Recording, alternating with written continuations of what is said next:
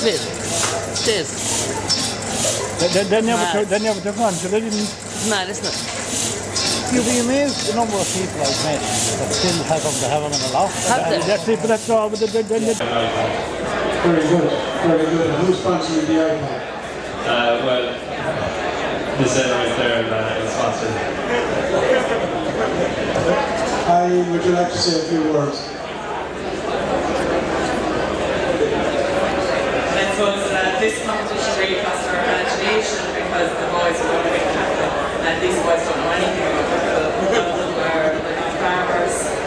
When I first introduced the idea, they thought I was so mad. Back to intermediates one before you, was that a great boost for you? Yeah, it was. They actually came into the dressing room to us about 5 minutes before it and just let us know that the intermediates were after winning. It was a bit of extra pressure, kind of, I felt myself, but we were delighted it gives you a boost, all right, yeah. And of course the intermediate captain here on you got the day off to a good start again. It must have been great for you to go out in Croke Park and do the business. Yeah, definitely it was. Like, it was a huge day for Kilkenny Camogie in general. It was great to be able to win on the belts in the first game, and then the girls went on and they did the double, which was amazing. Great day out for Kilkenny Camogie altogether. Danby Avonmore got involved this year and what a success story. Ladies and gentlemen, well done to the girls, the All-Ireland champions, intermediate and senior. Put your hands together again. They've done Kilkenny proud once again. Well done, girls.